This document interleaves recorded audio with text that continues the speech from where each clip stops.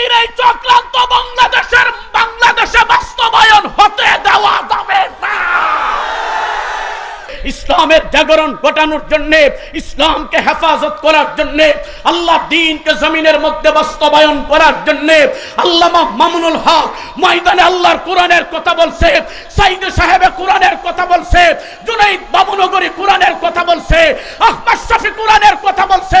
ও মুসলমান, ফলশ্রুতিতে এমন হয়েছে উলামায়ে কেরামের জবানকে স্তব্ধ করার জন্য মুখের মধ্যে লাগাম দিয়েছিল। যারা আল্লাহকে ভয় করে গোটা পৃথিবীর কোন তাগুতের সামনে মাথা নত করতে পারে না, ঠিক কিনা? ইন্নাল হামদালিল্লাহি জামিআ ওয়াসসালাতু ওয়াসসালামু আলা মান লা নাবিয়্যা বা'দা লা শরীআতা বা'দা শরীআতি ওয়ালা কিতাবা বা'দা কিতাবি।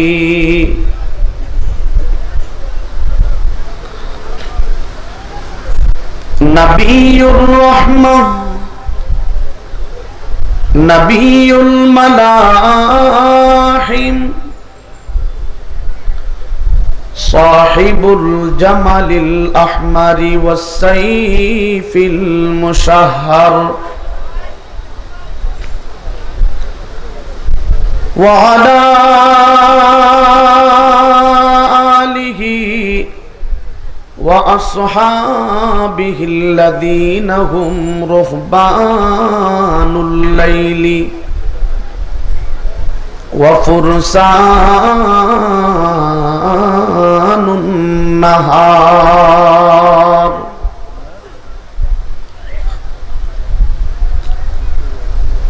আম্মা বা'দু ফাআউযু বিল্লাহি মিনাশ শাইতানির রাজীম। বিসমিল্লাহির রহমানির রহিম।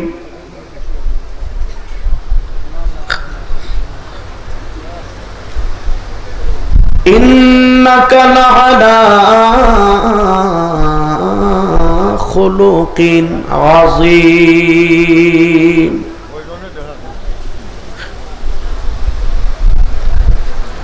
وقال تعالى في آية أخرى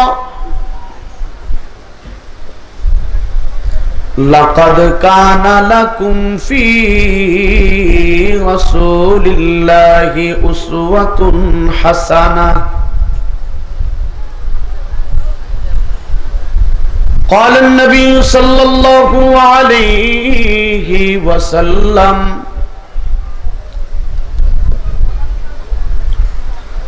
بعثت لأتمم مكارم الأخلاق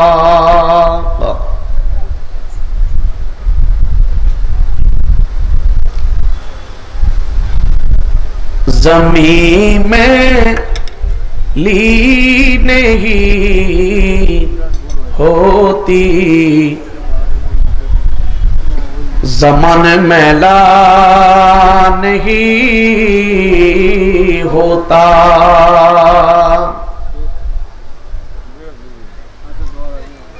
ज़मीं मैली नहीं होती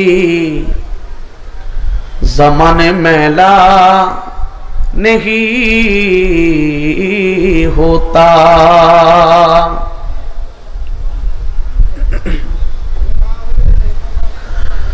ज़मीं मैली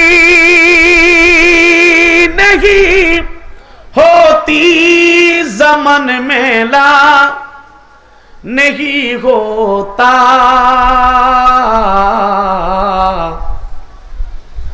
मुहम्मद की गुलामों का सिफन मैला नहीं होता।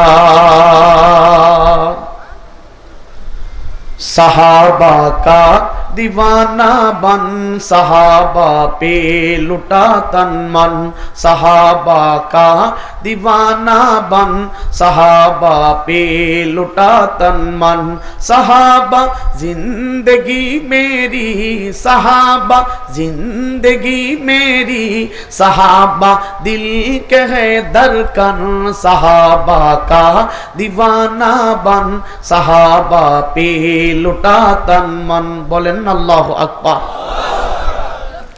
এই সাউন্ডটা আরেকটু দাও, উপরে উঠাও, রিভাব দাও। मोहम्मद मुस्तफा के चांद गुर्रस हाब तारे, सहाबा दुश्मनों सुन लो, सहाबा बिल्ख सारे, मीनार रोशनी के, मीनार रोशनी के, सराबा दिलकशी है, तो उनका था मिले दामन, सहाबा का दीवाना बन, सहाबा पे लुटा तन मन। बोलेन अल्लाहु अकबर। अब तो बस एक ही दुनिया के मदीना देखो,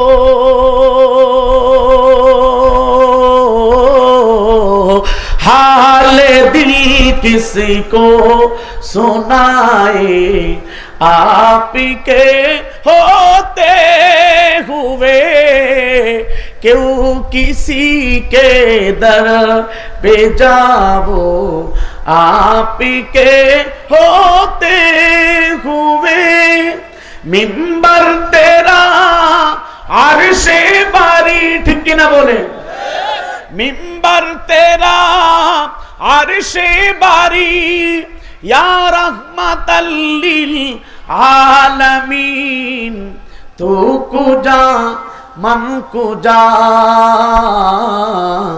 तू कुजा मन कुजा। बोलेन ना মারহাবা। এমন একজন লাইলি আছে ববে, মজনু নিজেই পাক আল্লাহ, এমন একজন লাইলি আছে ববে, মজনু নিজেই পাক আল্লাহ, তোমরা কি তার নাম জানো গো, মোহাম্মদ রাসূলুল্লাহ, যার নাম মোহাম্মদ রাসূলুল্লাহ, ঠিক না? আল্লাহ পাকের শুকর আদায় করছি যে আল্লাহ পাক বর্তমান বিশ্বের মুসলমানের চরম সংকটময় মুহূর্তে এমন একটা জান্নাতের বাগানের মধ্যে বসার তৌফিক দান করছেন, যেই মুহূর্তে গোটা পৃথিবীর মুসলমানদের উপর নির্যাতনের স্টিম রোলার চলতেছিল, বিশেষ করে আমার সোনার বাংলায় গোটা বাংলাদেশের মুসলমানদেরকে গোলামির জিঞ্জিরে আবদ্ধ করে রেখেছিল এই স্বৈরাচারী আওয়ামী সরকার। ঠিক না? ফেকেট করে রেখে দেন, বাড়িতে গিয়ে ঠিক না বেঠিক বলবেন না, ঠিক কিনা জোরে বলেন। আপনারা জানেন এমন ভাবে গোলামির জিঞ্জিরে আবদ্ধ করে রেখেছিল, কোরআনের পাখি আল্লামা দেলোয়ার হোসেন সাঈদী সাহেবকে জিন্দান খানায় বন্দি রেখে তিলে তিলে উনাকে শহীদ করে দিয়েছে। ঠিক না? জোরে বলেন না কেন? ঠিক না বেঠিক? তিলে তিলে আল্লামা সাঈদী সাহেবকে শহীদ করে দিয়েছে। সাঈদী সাহেব দুনিয়াতে নেই, ওনার কথা গোটা পৃথিবীতে ছড়িয়ে আছে। সাঈদী সাহেব বলেছিলেন এমন এক সময় আসবে এই স্বৈরাচার সরকার ইন্দুরের গর্ত খুঁজে পালাবে না, পালাবার জন্য। ঠিক কিনা জোরে বলে। রব্বুল জালালের কসম কেটে গোলাম আলী আকবর নজর করে দেখেছি, সাঈদী সাহেব যেই কথা বলেছে অক্ষরে অক্ষরে তা পরিপূর্ণ প্রমাণিত হয়েছে। স্বৈরাচারী আওয়ামী সরকার বাংলার জমিনে 4 আঙ্গুল জায়গা পায় নাই, দিল্লিতে পালাইতে বাধ্য হয়েছে। ঠিক কিনা?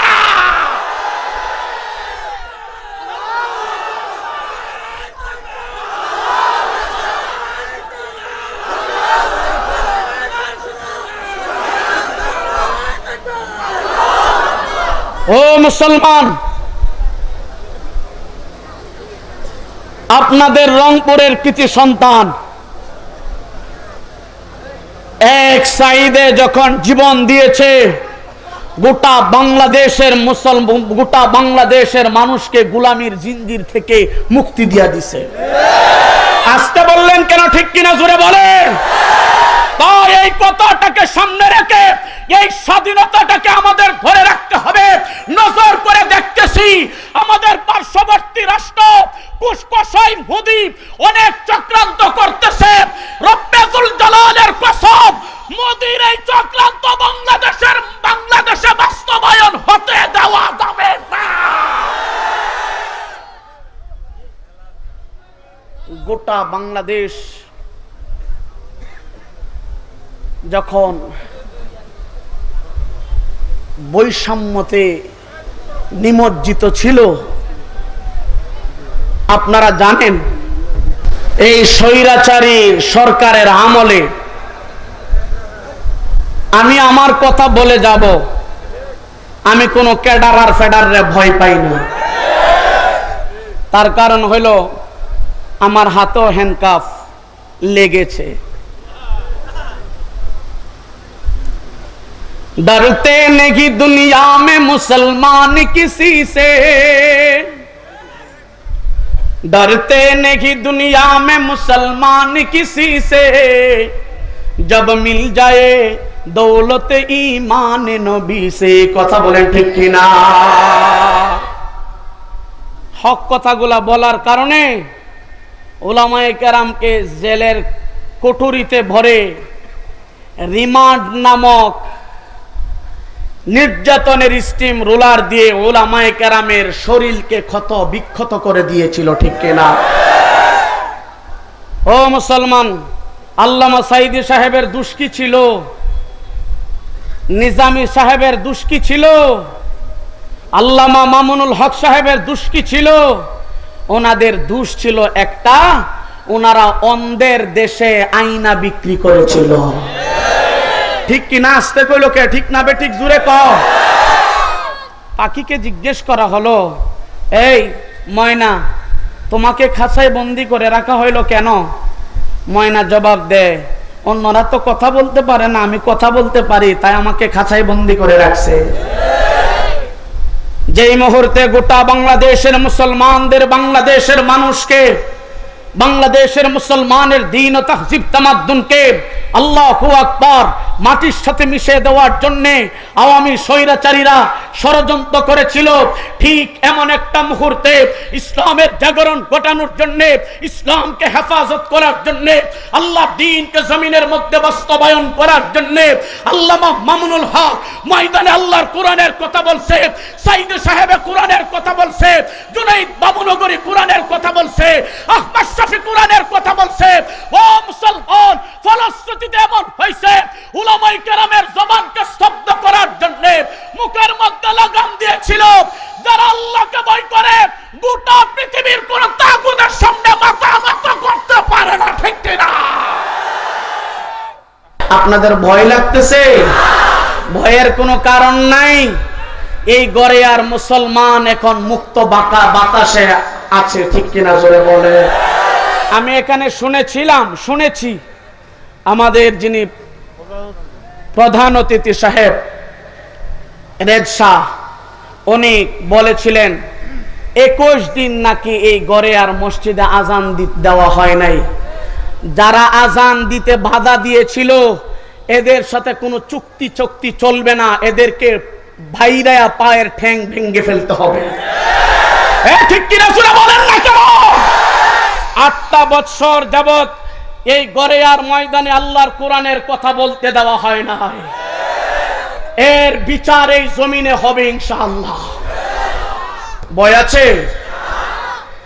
ও মুসলমান, গড়েয়ার মাটিতে কোরআনের মাহফিল হচ্ছে।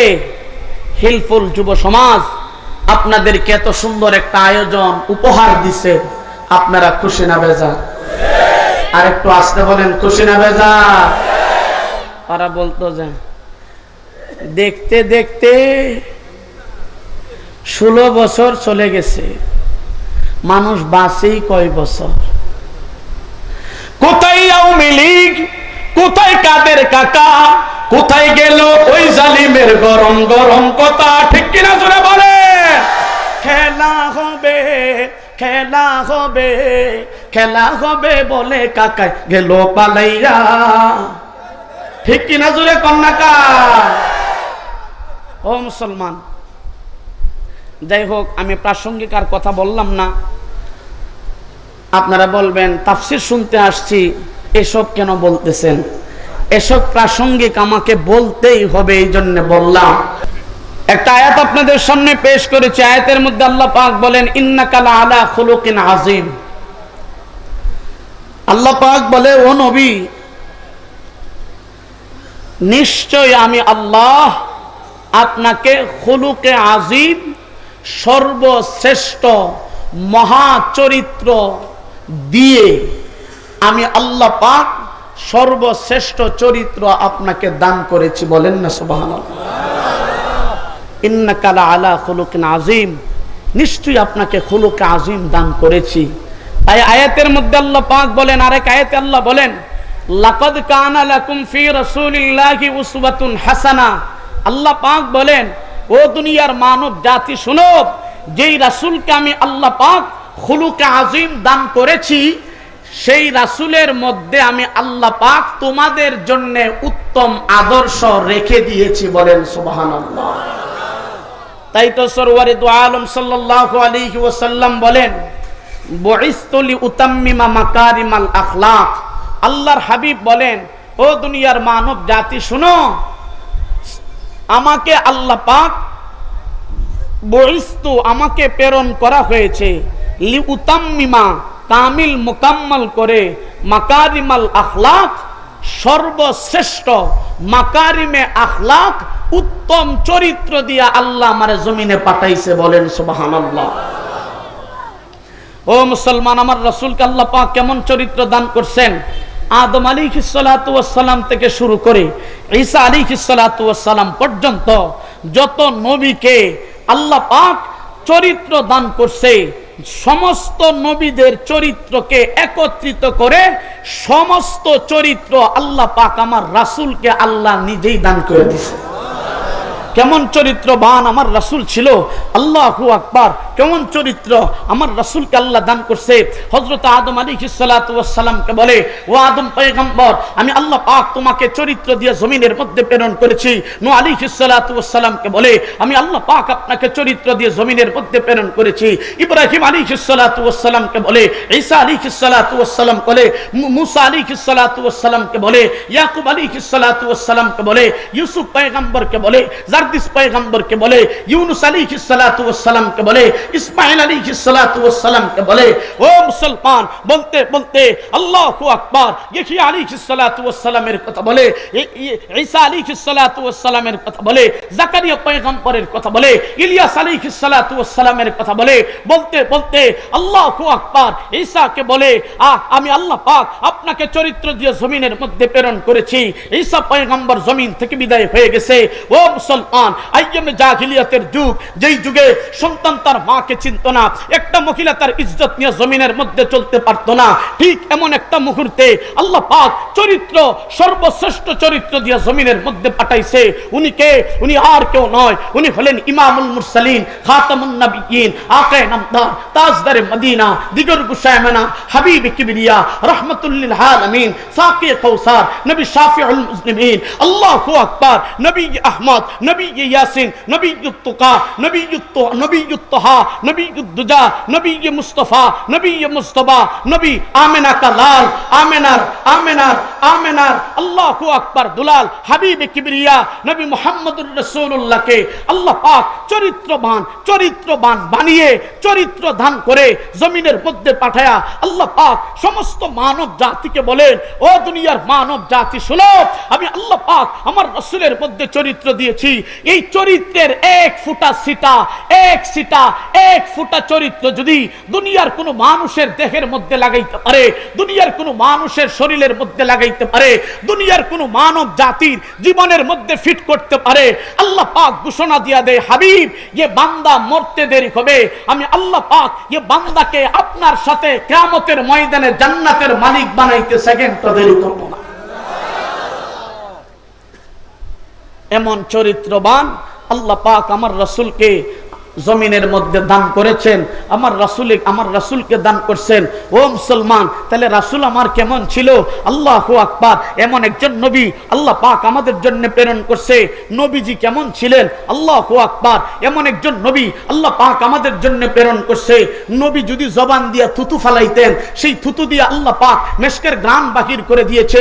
এমন একজন নবী আল্লাহ পাক আমাদের জন্য প্রেরণ করেছে। আমার রাসূল যদি প্রস্রাব করছে, নবীর প্রস্রাবটা আল্লাহ আকবার মেশকের ঘ্রাণ বাহির করে দিয়েছে।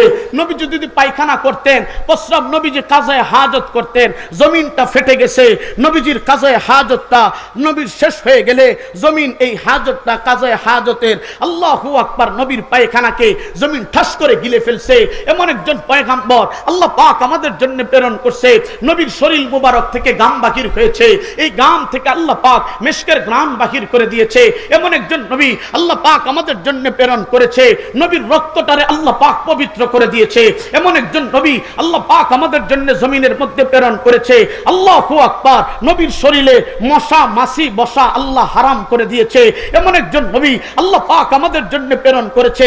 ও মুসলমান, আমার রাসূল রাস্তা দিয়ে হাঁটছে, আল্লাহ পাক সেই রাস্তা দিয়া মেশকের ঘ্রাণ বাহির করে দিয়েছে। এমন একজন নবী আল্লাহ পাক আমাদের জন্য প্রেরণ করেছে। ও মুসলমান, আপনি যখন ঘুমান, আপনার সাথে সাথে আপনার দিলও ঘুমায় যায়, আপনার কলব ঘুমায় যা, আপনার রূহ ঘুমায় যা। এমন একজন নবী আল্লাহ আমাদেরকে প্রেরণ করছে। নবী ঘুমাইছে, নবীর রূহ ঘুমায় নাই। নবী ঘুমাইছে, নবীর কলব ঘুমায় নাই। নবী সজাগ যেমন শুনে, ঘুমের মধ্যেও তেমন শুনে। ও মুসলমান, এমন একজন নবী আল্লাহ পাক আমাদের জন্য প্রেরণ করছে। আপনি আমি ঘুমাইলে ওযু ভাঙে, নবী ঘুমাইলে ওযু ভাঙছে না। এমন একজন পয়গম্বর আল্লাহ পাক আমাদের জন্য প্রেরণ করছে। নবীর পায়ের পাতা থেকে চুলের আখ পর্যন্ত আপাতমস্তক শরীরটাকে আল্লাহ পাক পবিত্র করে বানাইছে। কি বুঝলেন?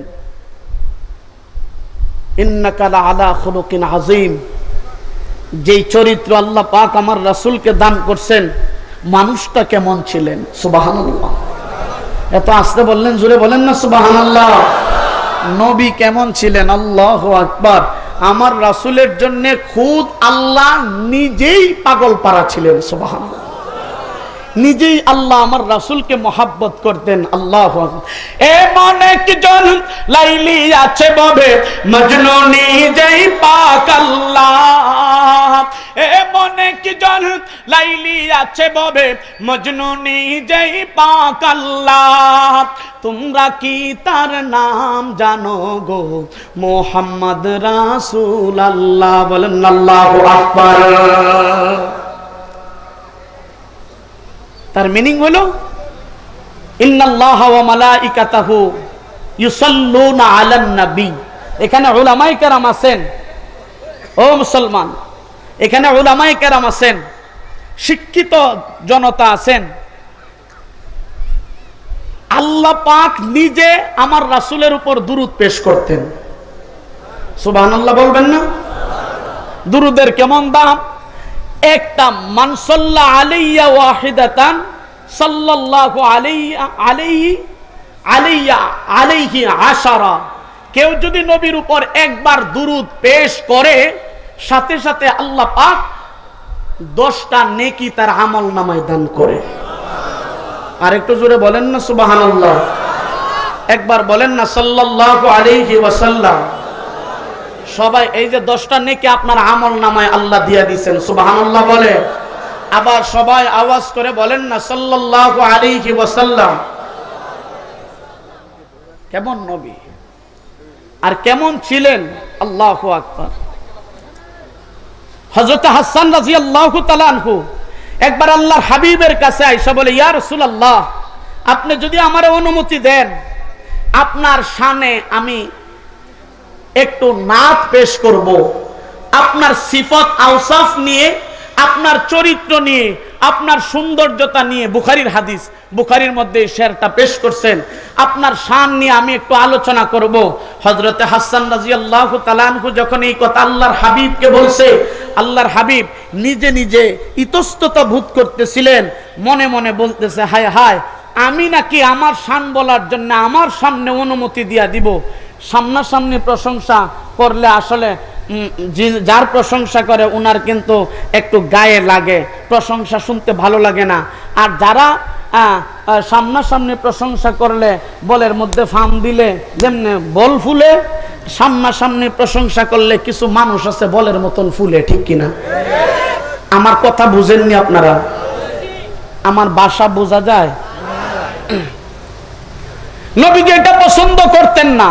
নবীজি বলতেন, সামনাসামনি কেউ যদি প্রশংসা করে, ছাই কয়লা হাতে নিয়ে তার মুখে, তার চেহারায় নিক্ষেপ করবা। নবী পছন্দ করতেন না। হাসান রাদিয়াল্লাহু তাআলা আনহু অনুমতি চায়, নবী একটু অনুমতি দেন না, আপনার শানে কিছু বলি। নবীজি বলেন, কিভাবে দিব? আমার সামনে আমার শান বলবা, এটা আমার ভালো লাগতেছে না। হযরতে জিবরাইলকে আল্লাহ পাঠায়া দিলেন। আল্লাহ পাক জিবরাইলকে বলেন, ও জিবরাইল, আমার হাবিবকে যায় বলো, হাসান আমার রাসূলের শান পেশ করবে। আমি আল হাসানের যেই চাহিদা, আমি আল্লাহরও সেই চাহিদা।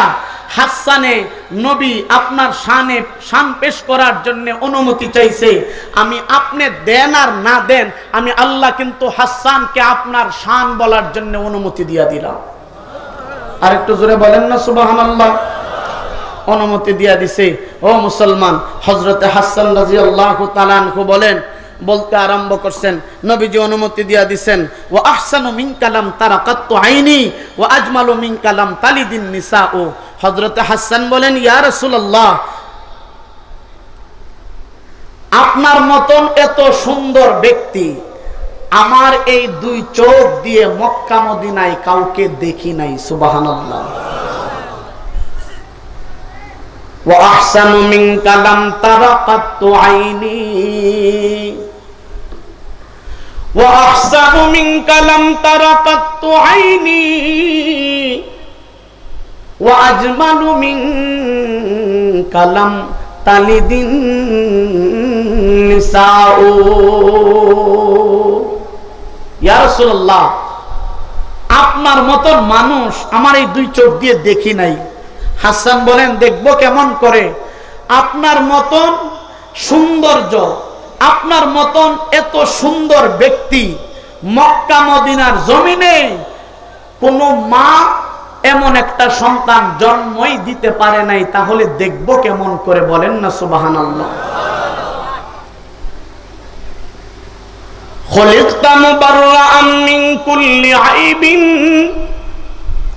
কাআন্নাকা খুলিকতু কামা তাশাউ। ও হাবিব, আল্লাহ পাক আপনাকে বেআইব, বেগুনাহ, আপনার শরীরের মধ্যে কোনো দাগ নাই, নিষ্কলুষ নির্দোষ ভাবে আল্লাহ আপনার জমিনে পাঠাইছেন। আপনি যেমন চাইছেন তেমন করে আল্লাহ বানাইছেন। তার প্রমাণ আল্লাহর কোরআন থেকে পাওয়া যায়। হুয়াল্লাযী ইউসাউবিরুকুম ফিল আরহাম কাইফা ইয়াশা। আপনি যেইভাবে চাইছেন মায়ের রেহেমে আল্লাহ পাক আপনাকে তেমন করে আল্লাহ নিজ হাতে বানায় দিয়েছেন। বলেন সুবহানাল্লাহ।